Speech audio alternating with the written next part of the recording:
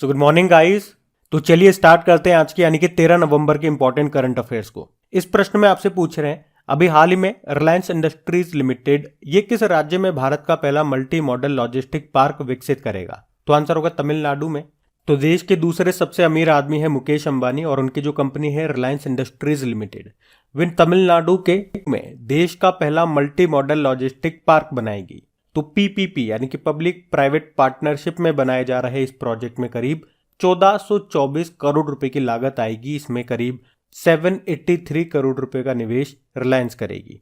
तो road transport and highway ministry का कहना है कि इसके पहले चरण का काम 2025 तक पूरा हो जाएगा और ट्रांसपोर्ट मिनिस्ट्री की प्रधानमंत्री गति शक्ति नेशनल मास्टर प्लान के तहत पूरे देश में इस तरह के 35 पार्क बनाने की योजना है। अभी आपको बता रिलायंस जियो के नए चेयरमैन बन गए हैं आकाश अंबानी और अभी हमने पढ़ा था रिलायंस इंडस्ट्रीज लिमिटेड के स्वतंत्र निदेशक बने थे केवी कामत। और आपको ये भी याद है मुकेश अंबानी ये भारत का पहला और दुनिया का सबसे बड़ा कार्बन फाइबर प्लांट बनाएंगे। कहाँ पे? गुजरात के हजीरा में। और अभी फोर्ब्स की विश्व की सर्वश्रेष्ठ नियोक्ता रैंकिंग 2022 के अनुसार कौन सी कंपनी भारत की सर्वश्रेष्ठ नियोक्ता के रूप में उभरी है? तो भी आंसर होगा रिलायंस इंडस्ट्रीज लिमिटेड। और अगर आपसे पूछा जाए कि यूपीआई सुविधा देने वाला पहला टेलीकॉम ऑपरेटर कौन सा बना? तो भी आंसर होगा रिलायंस जियो। ध्यान रखना ये। बाकी बात तमिलनाडु की भी हो रही है तो ये रहा मैप में तमिलनाडु। तो इसकी कैपिटल चेन्नई है। चेन्नई में ही आपको चमड़ा अनुसंधान केंद्र मिलेगा। अभी आपको याद होगा इस साल जो 44वां फिडे शतरंज ओलंपियाड हुआ था चेन्नई में हुआ था। मुख्यमंत्री कौन है? MK स्टालिन है और उनकी आत्मकथा का नाम भी याद रखना उंगलिल ओरुवन है। और यहाँ के गवर्नर कौन है? RN रवि। वैसे तमिलनाडु के समुद्री तट को क्या कहते हैं? कोरोमंडल तट कहते हैं। अभी तमिलनाडु सरकार ने 8 साल से कम आयु के बच्चों को सीखने की यानी कि लर्निंग स्किल को इम्प्रूव करने के लिए एक योजना शुरू की थी। कौन सी? एन्नम एजुथम योजना। और अभी राज्य खाद्य सुरक्षा सूचकांक में तमिलनाडु पहले स्थान पर रहा था। देश का पहला डुगोंग संरक्षण अभ्यारण्य ये तमिलनाडु में बनेगा। और आपको याद होगा अभी सिलेंडर लॉरिस के लिए भारत का पहला अभ्यारण्य ये तमिलनाडु स्थापित किया जाएगा। और इस अभ्यारण्य का नाम क्या होगा? कडावुर सिलेंडर लॉरिस अभ्यारण्य। अभी तमिलनाडु ने मुदुमाई पेन योजना भी शुरू की है। और भारत का पहला नेशनल फूड सिक्योरिटी म्यूजियम ये कहाँ पे स्थापित हुआ? तंजावुर में। और तंजावुर में ही वृद्धवेश्वर मंदिर भी आपको मिलेगा। सत्यमंगलम टाइगर रिजर्व आपको तमिलनाडु में मिलेगा जिसे अभी TX2 अवार्ड मिला था। अच्छा, तमिलनाडु का क्लासिकल डांस कौन सा है? भरतनाट्यम है।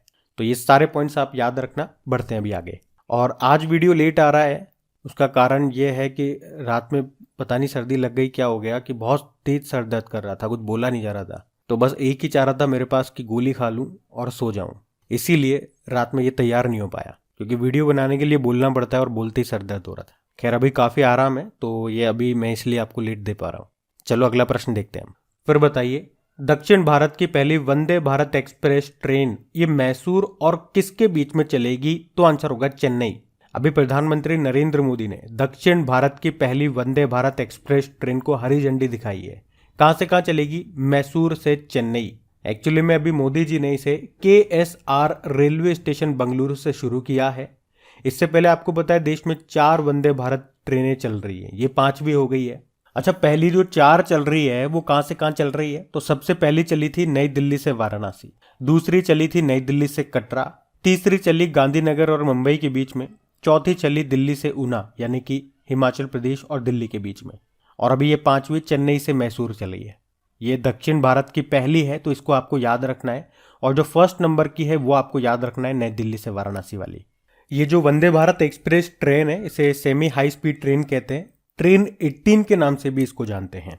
और इसका निर्माण कहाँ पे किया जा रहा है ये भी याद रखना, इंटीग्रल कोच फैक्ट्री चेन्नई में, जिसका उद्देश्य क्या है? 2023 तक 75 वंदे भारत ट्रेन का निर्माण करना। अच्छा, अगर मैं आपसे पूछूं कि जो भारत की पहली बुलेट ट्रेन है वो कहाँ से कहाँ चलेगी जब भी चलेगी? अहमदाबाद से मुंबई। और भारत का पहला बुलेट मेट्रो स्टेशन कहाँ पे बन रहा है? ये सूरत में बन रहा है। और याद रखना भारत गौरव योजना के तहत पहली निजी ट्रेन कहाँ से कहाँ चली? कोयम्बटूर से शिरडी। कोयम्बटूर यानी कि तमिलनाडु से शिरडी यानी कि महाराष्ट्र के बीच में। और इंडिया में फादर ऑफ रेलवे किसे कहते हैं? लॉर्ड डलहौजी को कहते हैं क्योंकि इन्हीं के समय भारत में पहली ट्रेन चली थी मुंबई से ठाणे। ये बात है 1853 की। आप जानते हो अभी वडोदरा में जो रेल यूनिवर्सिटी है उसका नाम बदल के क्या कर दिया गया, गति शक्ति यूनिवर्सिटी कर दिया गया। और कवच क्या है, ये स्वचालित ट्रेन सुरक्षा प्रणाली है। मतलब एक ही पटरी पे अगर आमने सामने दो ट्रेन आ जाएगी तो उनको टकराने से रोकेगी ये। तो हमारे रेल मंत्री वर्तमान में है अश्विनी वैष्णव, पहले रेल मंत्री थे जॉन मथाई, और रेलवे बोर्ड के भी नए चेयरमैन और सीईओ कौन बने, विनय कुमार त्रिपाठी बने। और मुझे बताओ विनय कुमार सक्सेना, अभी अपॉइंटमेंट में हमने देखा था इनका नाम, ये क्या बने हैं। और रेलवे से एक और प्रश्न आप याद रखो कि भारतीय रेलवे ये भारत का पहला स्वदेशी हाइपरलूप विकसित करने जा रहा है। इसके लिए इसने किसके साथ समझौता किया, आईआईटी मद्रास के साथ। भारत में टोटल रेलवे जोन कितने, 18 हैं, जिसमें से 17वां रेलवे जोन कौन सा है, कोलकाता मेट्रो। और मेट्रो मैन ऑफ इंडिया किसे कहते हैं, ई श्रीधरन को। तो इतना आप याद रखना, बढ़ते हैं आगे। चलो अब बताओ, अभी हाल ही में सैयद मुश्ताक अली ट्रॉफी इसको किसने जीता है, तो आंसर होगा मुंबई ने। तो अभी हाल ही में मुंबई ने सैयद मुश्ताक अली ट्रॉफी का खिताब जीत लिया है। तो ये पहली बार है जब मुंबई ने ये सैयद मुश्ताक अली ट्रॉफी का खिताब जीता। इसमें मुंबई ने किसको हराया, ये भी प्रश्न बनेगा, तो आंसर होगा हिमाचल प्रदेश को। तो ये आपको याद रखना है। मान लो अगर आपसे एग्जाम में पूछा जाए कि अभी ईरानी कप 2022 को किसने जीता, तो आंसर होगा शेष भारत ने। किसे हराया, सौराष्ट्र को। अभी दलीप ट्रॉफी 2022 को किसने जीता था, वेस्ट जोन ने साउथ जोन को हरा करके।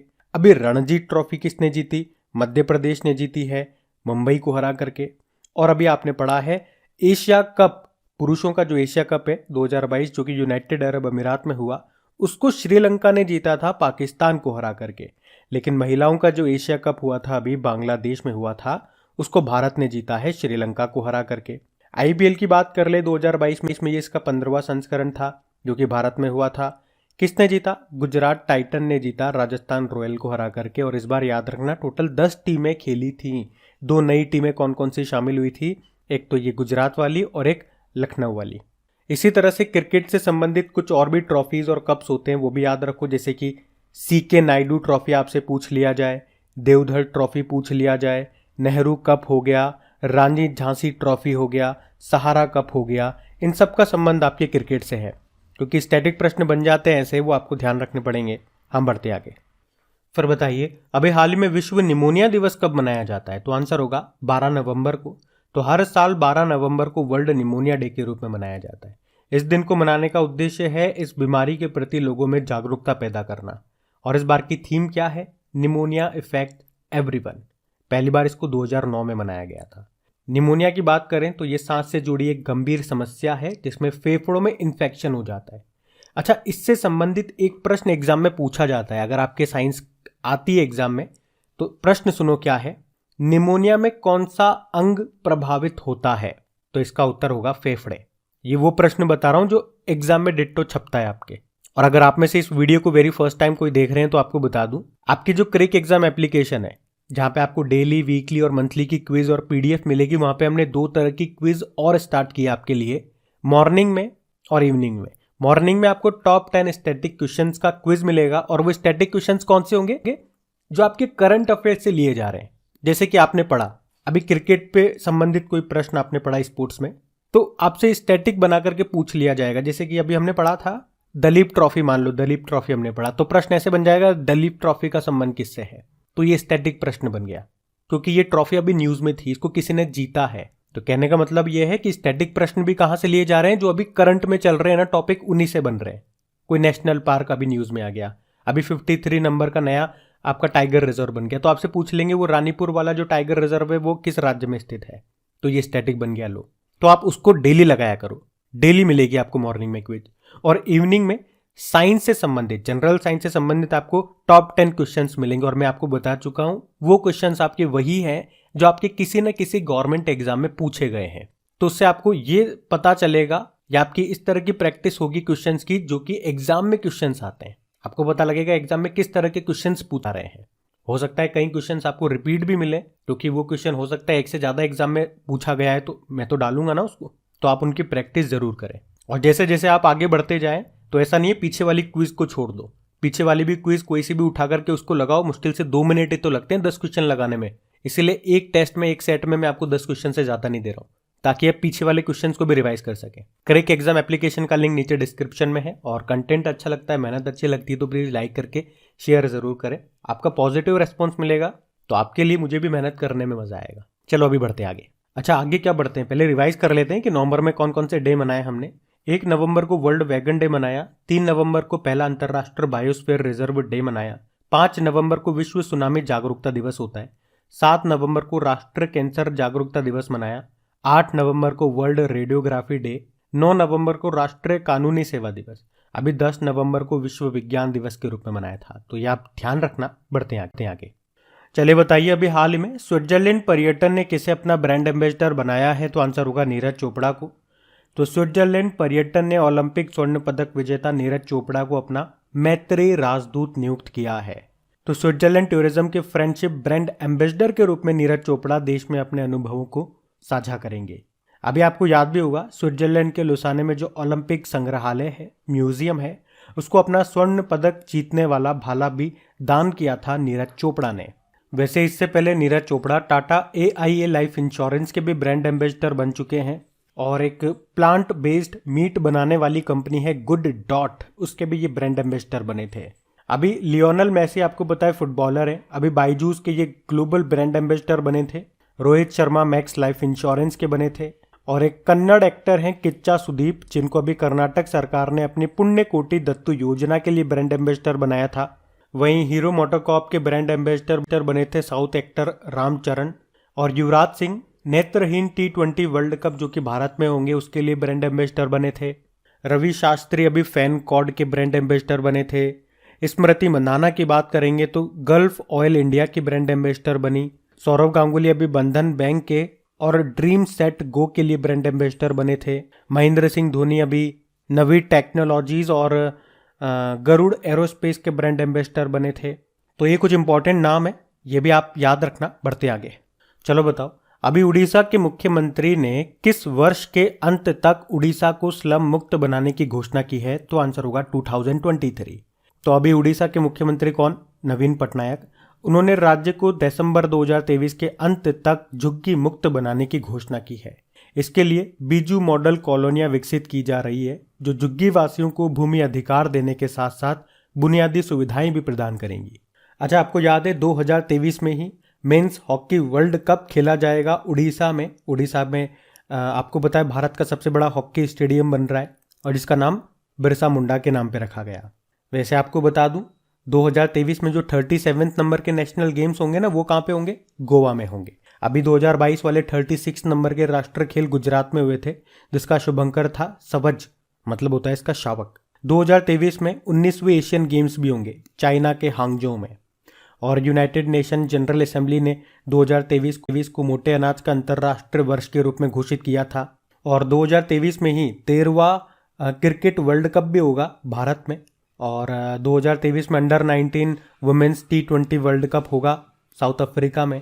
और street child cricket world cup भी 2023 में होगा, वो भारत में होगा। और 2023 में इंटरनेशनल ओलंपिक कमेटी सत्र की मेजबानी करेगा मुंबई, और भारत G20 समिट को होस्ट करेगा 2023 में। जबकि 2023 में इंटरनेशनल सी फूड शो का आयोजन कहाँ पे होगा? वो कोलकाता में होगा। 2023 में 17वां प्रवासी भारतीय दिवस ये मनाया जाएगा कहाँ पे? इंदौर में।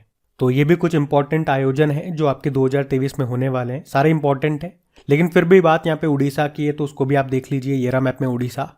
देखो, उड़ीसा की कैपिटल भुवनेश्वर है, और आपको पता है देश का पहला स्किल इंडिया इंटरनेशनल सेंटर कहाँ पे खोला जाएगा? भुवनेश्वर में। भारत की पहली चेस अकेडमी कहाँ पे खोली गई?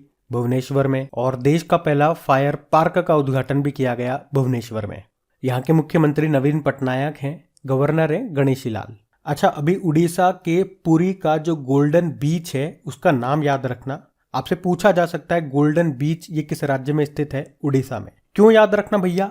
क्योंकि ब्लू फ्लैग सर्टिफिकेट पाने वाला ये भारत का पहला समुद्री तट बना था। और उड़ीसा के जो पहले आदिवासी मुख्यमंत्री थे हेमानंद बिस्वाल, उनका भी अभी निधन हो गया। और याद रखना, भारत की पहली आदिवासी स्वास्थ्य वेधशाला बनाएगा उड़ीसा।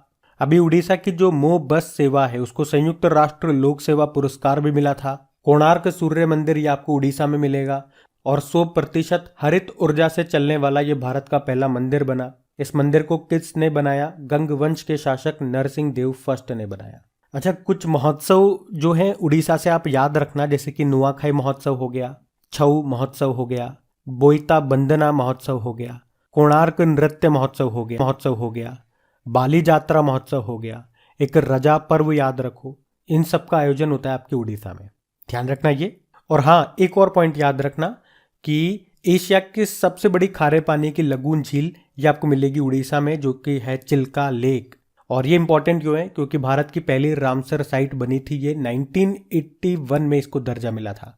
इसी में आपको नलबाना पक्षी अभ्यारण्य भी मिलेगा। और कौन सी डॉल्फिन यहाँ पे मिलती है? इरावदी डॉल्फिन मिलती है। ये सब बातें आपको याद होनी चाहिए। मैं आपको बार बार रिपीट कराता हूँ ताकि एक बार नहीं, दो बार नहीं, चार बार नहीं, कभी ना कभी तो आपको ये याद हो।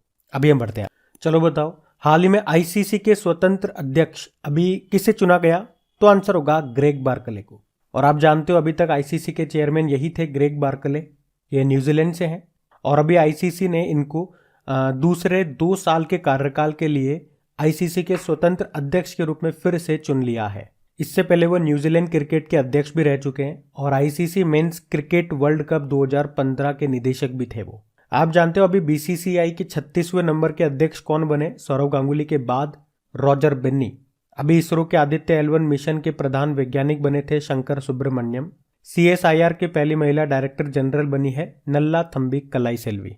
आईसीसी की बात करते हैं, इंटरनेशनल क्रिकेट काउंसिल स्थापना होती है 1909 में और हेडक्वार्टर दुबई में है। और इसके सीईओ कौन है? जॉफ एलार्डिस है। अभी आप जानते हो अक्टूबर महीने के लिए ICC men's player of the month किसे चुना गया था? विराट कोहली को। और अभी आईसीसी हॉल ऑफ फेम में 3 खिलाड़ियों को शामिल किया गया था। वो तीनों के नाम भी आप याद रखना। एक वेस्ट इंडीज के शिव नारायण चंद्रपाल हैं और ये सम्मान पाने वाले वो 107वें खिलाड़ी बने थे। इंग्लैंड की चार्लोट एडवर्ड्स हैं, ये सम्मान पाने वाली वो 108वीं खिलाड़ी बनी। और पाकिस्तान के अब्दुल कादिर हैं, इनका निधन हो गया वैसे, लेकिन ये सम्मान पाने वाले वो 109वें खिलाड़ी बने। ध्यान रखना ये। बढ़ते हैं आगे। हाल ही में ब्रिटेन के राजा चार्ल्स तृतीय के द्वारा किसे प्रतिष्ठित ऑर्डर ऑफ मेरिट से सम्मानित किया गया? तो आंसर होगा वेंकी रामकृष्णन। तो नोबेल पुरस्कार विजेता प्रोफेसर वेंकी रामकृष्णन को अभी ब्रिटेन के राजा चार्ल्स तृतीय के द्वारा विज्ञान के क्षेत्र में उनके विशिष्ट कार्यों के लिए प्रतिष्ठित ऑर्डर ऑफ मेरिट से सम्मानित किया गया। उन्हें राइबोसोलम संरचना पर अपने काम के लिए 2009 में रसायन विज्ञान में नोबेल पुरस्कार मिला था और 2012 में महारानी जी ने उन्हें नाइटहुड की उपाधि भी दी थी। तो इनका नाम याद रखना। बाकी अभी एजुथ चंद पुरस्कार से सम्मानित किया गया था ए सेतु माधवन को, प्रसिद्ध मलयालम लेखक है। बोल्ट्समैन पुरस्कार मिला था दीपक धर को और दूसरा शेख जायद अंतर्राष्ट्रीय पुरस्कार मिला प्रोफेसर वजाहत हुसैन को। अच्छा, 2 प्रश्न मैं आपसे पूछूंगा। अभी 2022 में बुकर पुरस्कार और अंतर्राष्ट्रीय बुकर पुरस्कार ये किसे मिला, ये बताइए आप लोग। हम बढ़ते आगे। अच्छा बताइए, अम्मान जॉर्डन में एशियाई मुक्केबाजी चैंपियनशिप में 81 प्लस भार वर्ग में किसने स्वर्ण पदक जीता? तो आंसर होगा अल्फिया खान पठान ने। और यह है कहाँ से? ये महाराष्ट्र से है। तो अभी एशियन बॉक्सिंग चैंपियनशिप में अल्फिया खान पठान ने 81 प्लस किलोग्राम कैटेगरी में गोल्ड मेडल जीता है और इस तरह से इस चैंपियनशिप में इन्होंने चौथा गोल्ड जीता है भारत के लिए। ये चैंपियनशिप का आयोजन कहाँ पे किया गया? तो आंसर होगा जॉर्डन के अम्मान में। और इससे पहले अभी हमें 3 गोल्ड भी मिल चुके हैं इसमें, जैसे कि लवलीना बोर्गोहेन ने 75 किलोग्राम कैटेगरी में गोल्ड जीता और इस चैंपियनशिप में ये हमारा पहला गोल्ड है। दूसरा गोल्ड इसमें जीता है स्वीटी बूरा ने 81 किलोग्राम कैटेगरी में। तीसरा गोल्ड जीता है परवीन ने 63 किलोग्राम कैटेगरी में और चौथा गोल्ड लेकर के आई अल्फिया खान पठान। वैसे इंटरनेशनल बॉक्सिंग एसोसिएशन का हेडक्वार्टर कहाँ पर है? लुज़ेन स्विट्जरलैंड में है। और आपको याद रखना है कि 2023 में महिला विश्व मुक्केबाजी चैंपियनशिप ये भारत में होगी नई दिल्ली में।